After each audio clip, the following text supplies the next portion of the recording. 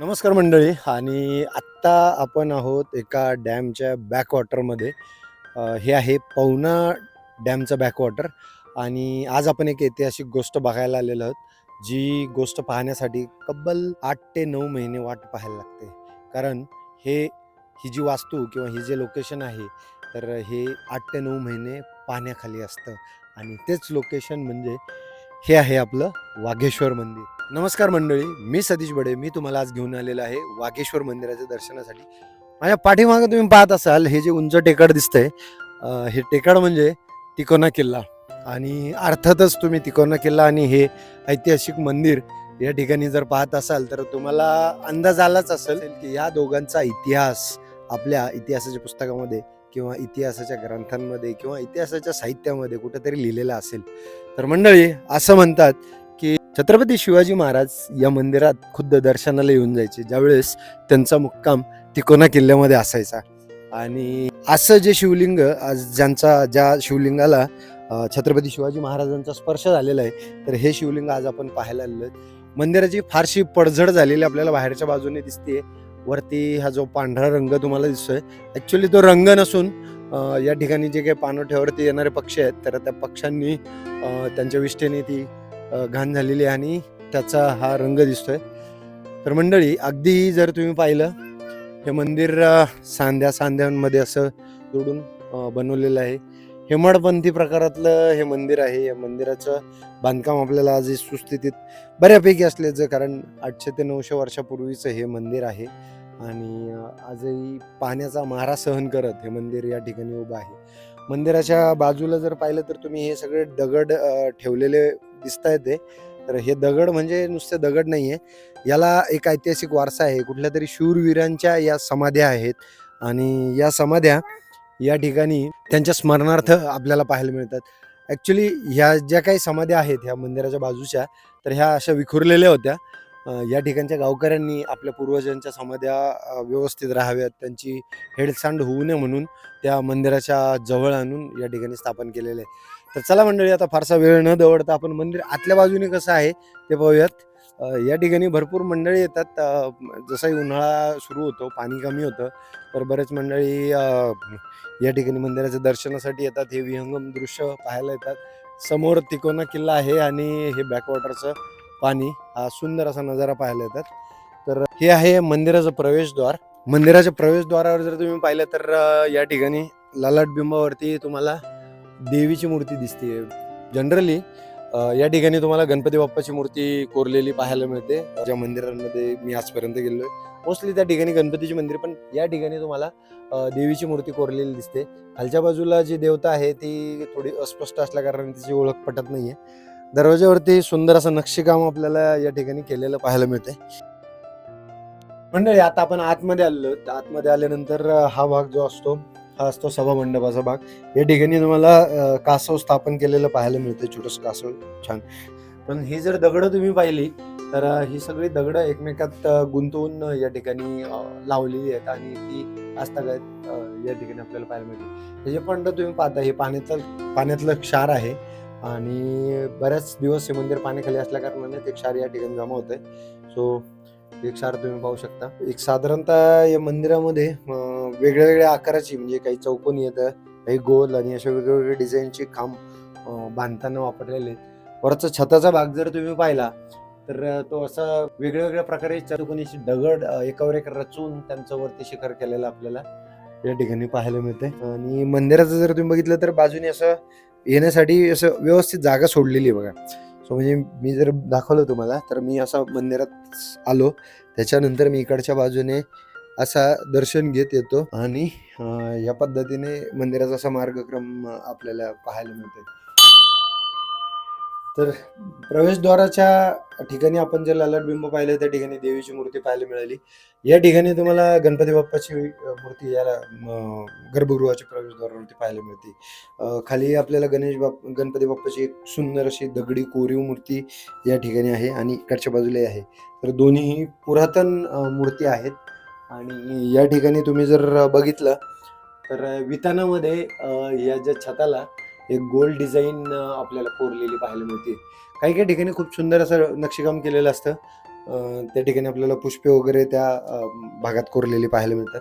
तर चला, तर या ठिकाणी तुम्ही जर पाहिलं तर हा जो दगड आहे बहुधा याच्या खालच्या भागामध्ये जे आपण नेहमी पाहत होतो राक्षसाचं तोंड, तर ते राक्षसाचं तोंड असण्याची शक्यता आहे. हे आहे शंभू महादेवाचं वाघेश्वराचं मंदिर आणि ही शिवलिंग.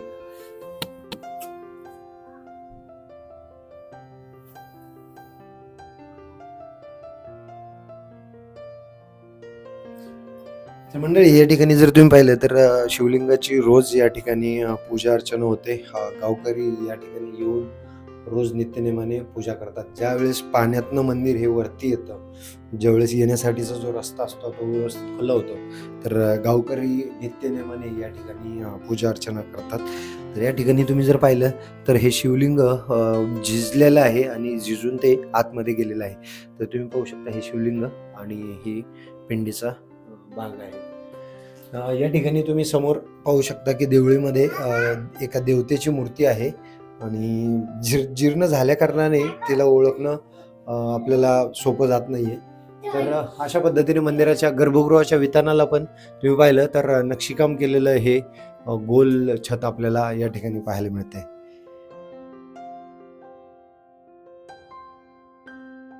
आपल्याला या ठिकाणी लक्ष्मण कोंडीबा गुरव या ठिकाणचे जे पुजारी आहेत, जे गावातनं रोज सकाळी येऊन या ठिकाणी पूजा अर्चना करतात, तर त्यांच्याकडून आपण या मंदिराविषयीची माहिती घेऊयात. नमस्कार. माझं नाव लक्ष्मण कोंडीबा गुरव. वंशम परंपरा माझ्या कितीतरी पिढ्या इथे झालेल्या आहे, माझ्या गेलेल्या आहे. या मंदिराचा ट्रस्टी एंडोमेंट ट्रस्ट आहे. 1487 नंबर, मुंबई आणि पुणे. याचा विश्वासू आहे पुजारी, याचे देखभाल व कायमस्वरूपी आमच्याकडेच असते. या मंदिराचं असं आहे की कुणी घडवलं नाही, कुणी बसवलं नाही. याचं स्वयंभू आहे. 2 पिंडी आहे, एक स्वयंभू पिंड आहे, त्याच्यावरती एक दुसरी एक पिंड आहे आणि लिंग आहे. हे याचं असं महत्व आहे की आणि त्याच्या पाठीमाग 48 गुंठ्याचं तळे, त्या तळ्यामध्ये कमळे निघायचे. दिवस उगवला की उगवायची, मावळला की मावळायची. ती कमळे मी स्वतःही चढवलेली आहे. आणि हे मंदिर लॉकिंग मंदिर आहे, लॉक आहे. या मंदिराचा जीर्णोद्धार का आपल्याला सांगता येणार नाही, पण या मंदिराचा जीर्णोद्धार वरती 1487 केलेला आहे. 98 वरती 42 फुटाचा कळस बांधलेला आहे. या मंदिराची पडझड होती. 8 महिने पाण्यात असतं आणि 3 महिने बाहेर पडतं. 3 महिने म्हणजे 3 पावणे 3 जून मध्ये पाण्यात जाते. याच्या आजूबाजूला जे विरगुळे आहेत ना, ते वीर लोकांचे. आणि या मंदिराचं असं वैशिष्ट्य आहे पुन्हा की ज्या गवारी पाणी पाजायला यायचा गुरांना, गुराख्यांनी याचा शोध लावलेला आहे. इथे ती गाय यायची, दूध टाकायची असे पूर्वजण सांगतात, म्हणून आपण सांगतो. आणि मग ते सांगितल्यानंतर ते उकारलं तर स्वयंभू इथे निघालेले आहे. त्या गवाऱ्याचं मंदिर छोटंसं बांधलेलं आहे आणि ऐतिहासिक 200 किलोचा घंटा आहे. याला दिवाबत्तीला भोरचे राजे दिवाबत्तीला सामान द्यायचे, पैसे द्यायचे. ब्राह्मणाला एकादशी व्हायची, षष्ठी व्हायची, परत शिवरात्र महाशिवरात्रीचा तेल दिवाबत्तीला पैसे मिळायचे. त्या असतागाई ते धर्माचे 62ला पाया लागला आणि 72ला त्यांनी पाणी तुंबवलं. 71ला तुंबवलं आणि 72ला याच्या जलसमाधी मिळाली.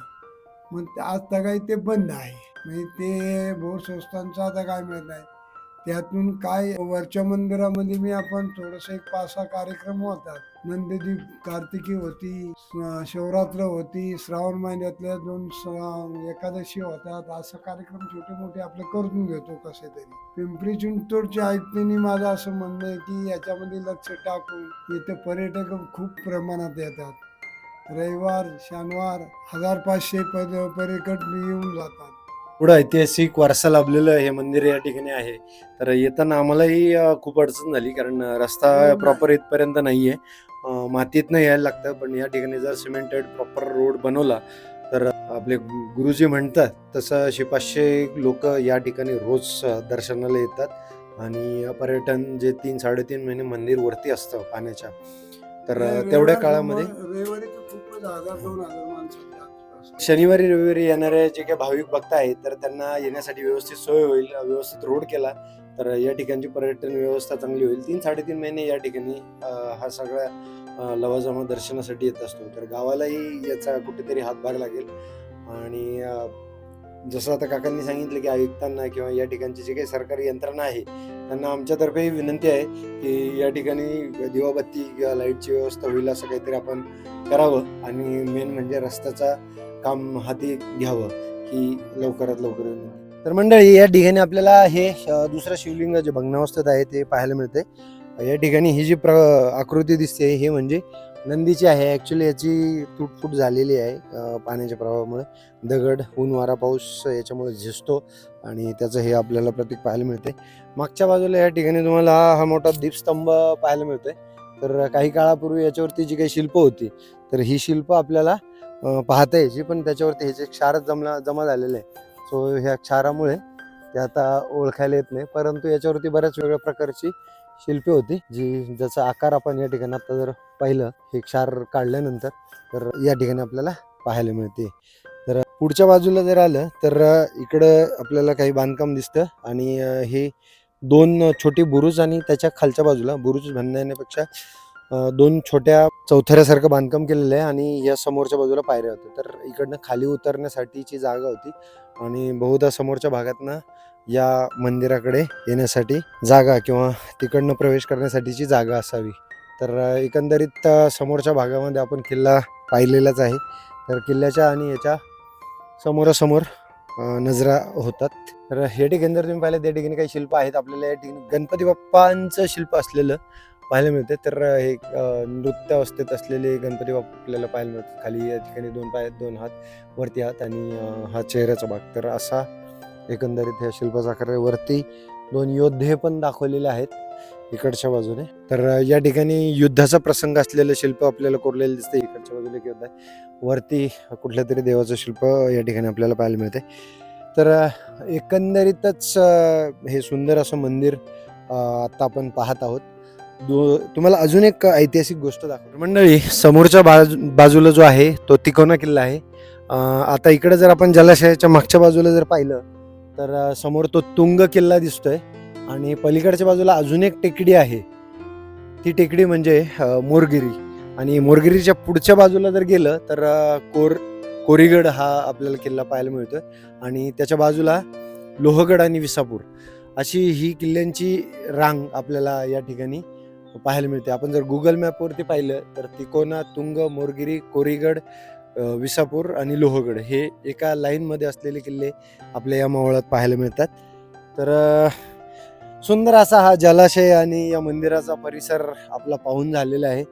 आणि तुम्हाला सुंदर असं नक्षीकाम केलेलं आहे. या ठिकाणचे समाधी आहेत त्यातली एक समाधी दाखवतो. तर ही कुणातरी वीराची समाधी आहे, त्याला विरगळे म्हणतात. काही समाधी आहेत. तर या ठिकाणी ही जी काही विरगळ आहे तर किंवा ही समाधी आहे, समाधीच्या वरच्या बाजूनी छत आहे. हे वरतून त्याला छत लावलेले जे खांब आहेत ते छान पद्धतीने कोरलेले आहेत आणि बाकीचा भाग जो आहे तो खाली जमिनीत चिखलामध्ये गेलेला आहे. तर हे अशा पद्धतीच्या आपल्या पूर्वजांच्या आठवणी राहाव्यात म्हणून हे विरगळ आणि समाध्या पूर्वज आपले बांधत होते.